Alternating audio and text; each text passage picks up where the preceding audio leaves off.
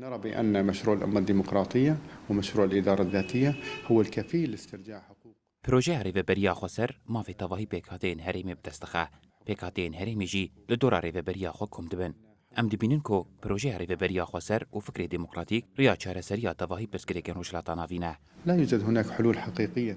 في حقيقة أحد المشاريع الأقوى. پروژه ریوبریا خوسر پروژه هری سرکفتیه اف پروژه مافی تواهی پیکاتین باکور روشلات سوریه د پاریزه پیکاتین هریمی جی پشتگیری ریوبریا خود کن پروژه ریوبریا خوسر لسر بنگها براتیا گلان و فکرین توا دموکراتیک هاتیا آوا کرن الأخوة الشعوب التشاركية.